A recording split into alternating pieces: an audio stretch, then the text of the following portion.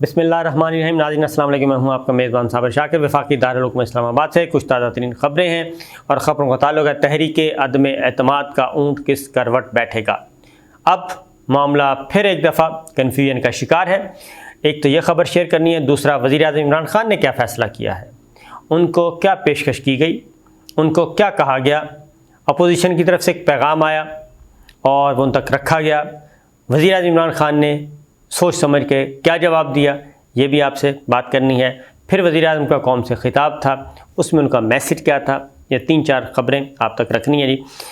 तो सूरत हाल ये है कि 3 दिन के वक्फे के बाद कौमी असम्बली का इजलास हुआ और इस इजलास में एजेंडे में आइटम नंबर 4 जो था वो था तहरीक अदम एतमाद का मामला।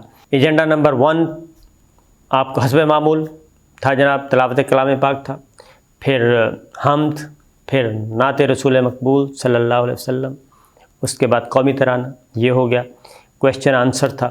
क्वेश्चन आंसर जैसे स्टार्ट हुआ तो उन्होंने एहतजाज शुरू कर दिया। आपको हम दिखाएंगे भी वो सारा मंजर जो है कौमी असम्बली के अंदर का, वो भी ज़रा मुलाहिज़ा कीजिए। तो उसमें इजलास फ़ौरन बाद अब था क्वेश्चन आंसर सेशन, उसके बाद एक कॉलिंग अटेंशन नोटिस था, फिर आइटम नंबर 4 था तहरीक अदम एतमाद। लेकिन अपोजिशन जो है वो 172 नंबर्स के साथ मौजूद थी और वो मुसलसल ये कह रही थी कि जनाब वोटिंग करवाएं। हालांकि वोटिंग का दिन कल का नहीं था और उस पर बहस होनी थी, तकरीरें होनी थीं, एक दूसरे का मौक़िफ़ आना था, लेकिन अपोजिशन उसके लिए तैयार नहीं थी और वो एहतजाज करती रही। और जब एहतजाज करती रही और कौमी असम्बली के इजलास की कार्रवाई आगे नहीं बढ़ी तो उसके बाद डिप्टी स्पीकर कासिम सूरी ने कहा कि लगता यह है कि आप संजीदा नहीं हैं इजलास चलाने में, लिहाजा उन्होंने इजलास मुलतवी कर दिया और चले गए, उठ के अपनी सीट छोड़ी। उसके बाद अपोजिशन ने स्पीकर डाइस का घेराव किया और नारेबाजी की और वहाँ पे जो कुछ भी है हमारा कल्चर वो किया, एहतजाज किया, सब कुछ किया। काफ़ी देर वो बोलते रहे, नारे लगाते रहे, लेकिन ज़ाहिर है इजलास मुलतवी हो चुका था और वो चले गए। हालांकि आइटम नंबर 4 पे ये काम होना ही होना था, तकरीरें होनी थी, लेकिन अपोजिशन नहीं थी क्योंकि उसके नंबर 172 नंबरों के साथ वो मौजूद थे। मुनहरिफ अरकान जो थे उनको वो साथ लेकर नहीं गए, इक्का दुक्का वोट थे उनके साथ। तो ये एक मंजरनामा था और हुकूमती बेंचों पे बहुत थोड़े लोग बैठे थे क्योंकि यही तय हुआ था कि वो नहीं जाएंगे। अब उसके बाद फिर प्रेस कॉन्फ्रेंस में जो कुछ भी गुफ्तगू सुनी तो रीज़न ये है कि आखिर वो कार्रवाई क्यों नहीं चलने दे रहे। ये मैं आपको बता देता हूँ कि ये एक बाय डिज़ाइन था और उससे पहले इंतज़ार किया जा रहा था और इंतज़ार ये किया जा रहा था कि एक तो army chief general Qamar Javed Bajwa की मुलाकात हुई प्राइम मिनिस्टर इमरान खान से, परसों भी हुई, फिर कल भी हुई, DGISI की भी हुई और कौमी सलामती कमेटी का इजलास हुआ, उससे पहले भी अलग से मुलाकात भी हुई। तो ये सारी चीज़ें साथ साथ चल रही थीं। तो अपोजिशन की तरफ से आपको मैंने बताया था कि अर्ली इलेक्शन की तरफ मामला जा रहे हैं, तो अपोजिशन की तरफ से ये पैगाम था कि जनाब वज़ीर-ए-आज़म इमरान खान फ़ौरी तौर पर मुस्तफ़ी हो जाएं तो हम तहरीक अदम एतमाद वापस लेंगे, वरना नहीं लेंगे। और फिर फ्रेश इलेक्शन जो है वो उसके बाद के मामलात हैं। शर्त रखी वज़ीर-ए-आज़म इमरान खान के मुस्तफ़ी होने की, जबकि हमारी इतलात के मुताबिक अर्ली इलेक्शन हो सकते हैं। ये वज़ीर-ए-आज़म ऑलरेडी कह भी चुके हैं, उनकी पार्टी भी कह चुकी है कि बजट के फ़ौरन बाद भी हो सकते हैं, उससे पहले भी हो सकते हैं, 6 माह के अंदर अंदर ताज़ा इलेक्शन हो सकते हैं। लेकिन जब वज़ीर-ए-आज़म इमरान खान तक ये बात पहुँचाई गई कि मुस्तफ़ी होने की, तो उन्होंने मुस्तफ़ी होने से मुकम्मल तौर पर इनकार कर दिया और उन्होंने वापस जवाब भेज दिया। उन्होंने कहा जी इस्तीफ़े शिस्तीफ़े का तो सवाल ही पैदा नहीं होता। हाँ अलबत्ता आप आएँ, बैठें, बात करना चाहते हैं तो आप फ्रेश इलेक्शन पे और उससे पहले कोई रिफॉर्म्स करनी है, कोई कॉन्स्टिट्यूशनल पैकेज लेके आना है, उसके लिए भी तैयार है, गवर्नमेंट कोऑपरेट करेगी। लेकिन ये जवाब अब उतर गया हुआ है। वज़ीर-ए-आज़म इमरान खान ने मुस्तफ़ी होने से इनकार कर दिया और उन्होंने कहा है कि तहरीक अदम एतमाद का जो भी नतीजा आएगा वो उसको कबूल करेंगे। लेकिन साथ ही साथ जो आज का दिन है वो इस हवाले से भी इम्पॉर्टेंट है कि जो साबित हो चुका है, उसके बाद फिर वज़ीर-ए-आज़म इमरान खान ने उस कौमी सलामती कमेटी के इजलास के बाद एक और मुलाकात की वो थी मुलाकात वज़ीर ख़ारजा के साथ, शाह महमूद कुरैशी साहब के साथ। चाइना से कुछ पैगाम आया था, कुछ बैकडोर चैनल्स पे कुछ हो रहा था तहरीक अदम एतमाद के हवाले से। वो सारी डिस्कशंस, चाइना ने जो कंसर्न शो किए हैं वो पहुंचाए गए प्राइम मिनिस्टर तक कि पाकिस्तान में अमरीकी मुदाखलत ख़ास तौर पे, और इसके नतीजे में जो यहाँ पे काट पिछाड़ हो रही है उस पर। तो ये सारी बातें। उसके बाद फिर वज़ीर आज़म इमरान खान ने कौम से ख़िताब किया, और कौम से ख़िताब में उन्होंने बिल्कुल ब्रीफली बता दिया, उसमें बड़े क्लियर थे वो, कि ना तो वो ख़रीदारी करेंगे वोटों की किसी किस्म की, ये लोटाक्रेसी वो वाला काम नहीं करेंगे जो मोहतरमा बेनज़ीर भुट्टो ने किया था अपने ज़माने में तहरीक अदम एतमाद को नाकाम करने के लिए।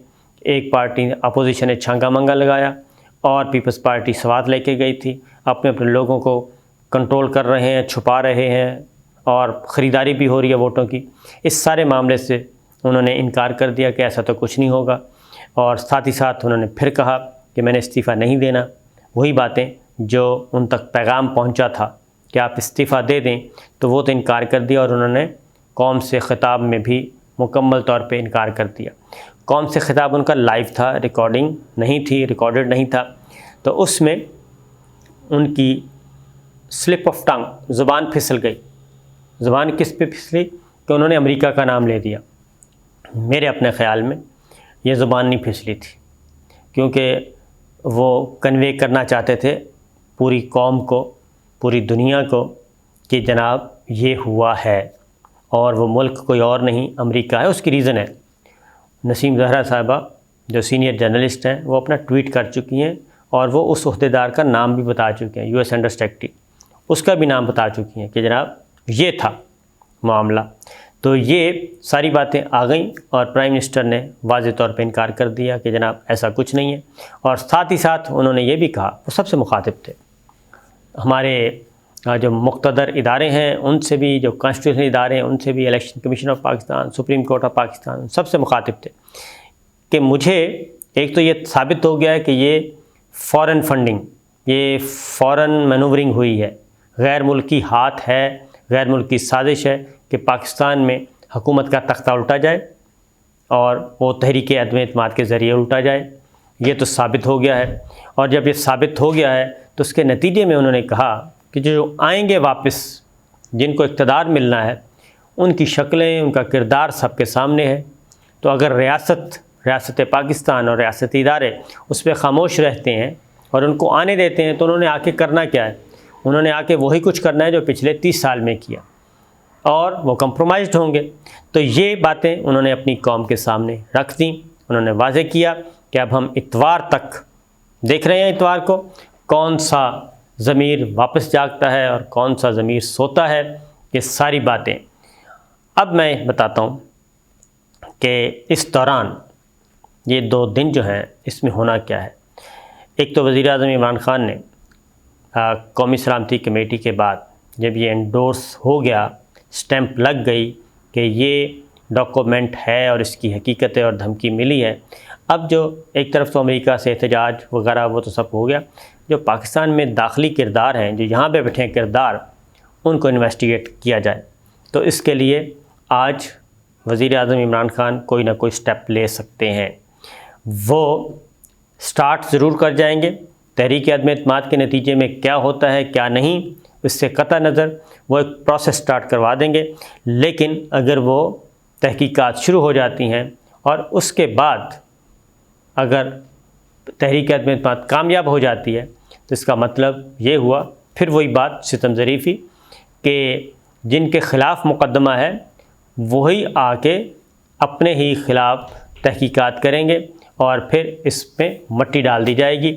माजी में डॉन लीक्स हमारे सामने है, मेमो गेट हमारे सामने है, और बग़ैर सिक्योरिटी के, बग़ैर सिक्योरिटी क्लियरेंस के सैकड़ों अमेरिकन को वीज़े देना हमारे सामने है, नादरा का रिकॉर्ड देना हमारे सामने है, रेमंड डेविस हमारे सामने है। ये सब कुछ माजी में हो चुका है। तो लिहाजा अब दाखिली तौर पे अगर ये जो पाकिस्तान में मौजूद किरदार हैं जो तहरीक अदम एतमाद और फिर बैरूनी हाथ और मेमो उसमें मुलव्वस हैं, उनका क्या होगा, ये एक सवाल है जो कि पूछा जाना है। अब आते हैं कि चाइना की तरफ से जी बाकायदा तौर पे कंसर्न शो किए गए हैं और तर्जुमान हैं चीनी वजारत ख़ारजा, वो ये कहते हैं कि स्टेट काउंसलर और वज़ीर ख़ारजा वांग शी ने चीन में पाकिस्तानी हम मनसब शाह महमूद कुरैशी से मुलाकात की। वज़ीर ख़ारजा चीन के वज़ीर ख़ारजा ने कहा कि हम सर्द जंग दौर की जहनीत को परवान चढ़ने और एशिया में धड़ेबंदी पर मबनी महाजराई को दोहराने की इजाज़त नहीं देंगे। वो ये ख़ास तौर पे पाकिस्तान के हवाले से बात हो रही है। छोटे और दरमियाने ममालिक ग्रेट पावर गेम में ना तो आलाकार बनेंगे और ना ही इसका निशाना बनेंगे। ये चीन का वाज़ेह मैसेज है पाकिस्तान के साथ। एक मैसेज वो अमेरिका को दे रहे हैं, चीन जो है चीनी वज़ीर ख़ारजा, और एक मैसेज वो दे रहे हैं पाकिस्तान के साथ खड़ा होने को। दोबारा ज़रा गौर से सुन लें कि चीनी वज़ीर ख़ारजा ने कहा कि हम सर्द जंग दौर की जहनीत को परवान चढ़ने और एशिया में धड़ेबंदी पर महाजराई को दोहराने की इजाज़त नहीं देंगे। यही अमेरिका चाहता है कि यहाँ पे दोबारा से ब्लॉक्स और पाकिस्तान मेरे ब्लॉक की तरफ आए, चीन खाली रह जाए, ये हो जाए, इंडिया को अपनी तरफ खींच रहा है। और कोल्ड सर्द जंग जिसे कहते हैं, सर्द जंग में प्रॉक्सीज के ज़रिए लड़ा जाता है और वो ये कह रहे हैं। और दूसरा ये कि छोटे और दरमियाने ममालिक ग्रेट पावर गेम में ना तो आलाकार बनेंगे और ना ही इसका निशाना बनेंगे। यानी जो धमकी दी गई पाकिस्तान को अमेरिका की तरफ से, उसका वो जवाब दे रहे हैं चीन के वज़ीर ख़ारजा, और यही पैगाम जो है वो पहुंचाया गया। फिर एक और बात भी की गई और वो भी चीनी हुक्काम की तरफ से आई और उसमें ये कहा गया कि चीन पाकिस्तान के साथ तवील मुद्दती बुनियादों पर और स्ट्रेटजिक सतह पर इस्तवार होने वाले ताल्लुकात को मज़ीद मजबूत करेगा और हमेशा की तरह चीन पाकिस्तान को अपनी सालमियत, वक़ार और सरहदों के दिफा करने में मदद फराहम करेगा। और साथ चीन हमेशा पाकिस्तान का एक काबिले एतमाद दोस्त है और रहेगा और दरीना साथी है। ये किया और साथ ही एक और भी उन्होंने किया कि पाकिस्तान के जो कर्ज़े थे उनको रीशेड्यूल किया और फौरी अदायगी मौखर कर दी। ये चीन की तरफ से किया गया। और अगली बात ये ज़हन में रखिए कि मैं ज़रा देख रहा था कि क्या अमेरिका सरकार जो है वो काफ़ी कुछ हमारे क्या कर सकता है जी वो पाकिस्तान में आके, और ये धमकियां जो हैं जो कहते हैं कि मरासला बिल्कुल बेकार है। तो इसमें परवेज़ मुशर्रफ साहब का एक इंटरव्यू हुआ, उनके मैं आपको बता देता हूँ, जो ये चीनी अमरीकी धमकी से मुताल्लिक है। तो परवेज़ मुशर्रफ साहब ने कहा था कि ये नायब वज़ीर ख़ारजा रिचर्ड आर्मिट थे, उन्होंने ये परवेज़ मुशर्रफ साहब कन्फर्म कर रहे हैं कि मैंने उनसे बात नहीं की तो वो नाराज़ हो गए। इस बात के दूसरे या तीसरे रोज़ मुझे मेरे DGISI से पैगाम मिला कि उनकी यानी कि हमारे DGISI की रिचर्ड आर्मिट से मुलाकात हुई है और उसने इंतहाई फजूल बातें की हैं।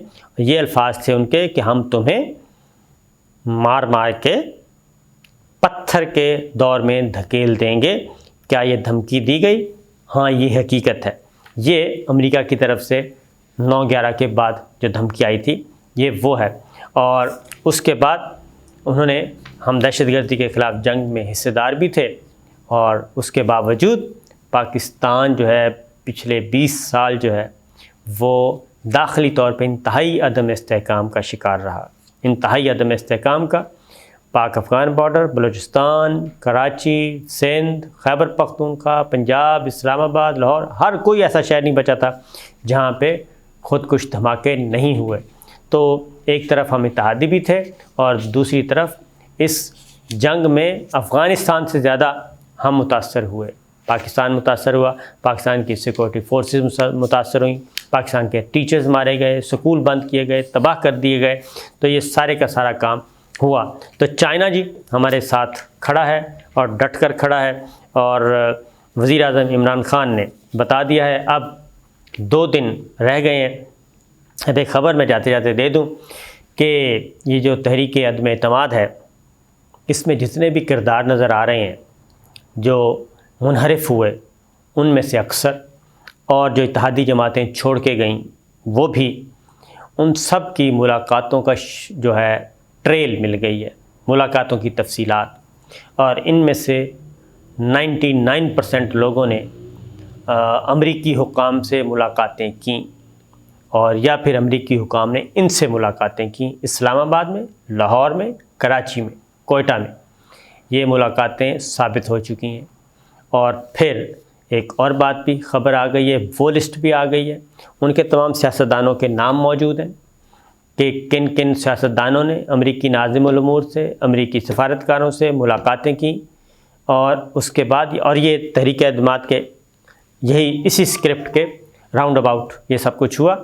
दूसरी जानिब मीडिया पर्सन्स के नाम सामने आए हैं, मीडिया पर्सन्स के ख़वातीन व हज़रात के नाम सामने आए हैं जिन्होंने अमरीकी हुकाम से मुलाकातें की, और फिर ये नैरेटिव उसके बाद बनना शुरू हुआ। नामों की तफसीलात सब कुछ मौजूद है, वो भी आ जाएगी, लेकिन फ़िल वक्त इतना ही काफ़ी है मेरा ख़्याल है। तो ये है सूरत हाल जनाब। अब देखते हैं कि इतवार को दिन 3 बजे क्या होगा, क्योंकि प्राइम मिनिस्टर इमरान खान कह चुके हैं कि मैं इंतज़ार करूँगा कि वोटिंग वाले दिन क्या होना है। कुछ ये जो फ़ैसले किए गए हैं उसमें भी ये हुआ है कि कार्रवाई भी कानूनी और आइनी तरीके से कार्रवाई भी शुरू की जाएगी इस मेमो के बाद, धमकी अमेज़ ख़त के बाद। इजाज़त दीजिए, अल्लाह हाफ़िज़।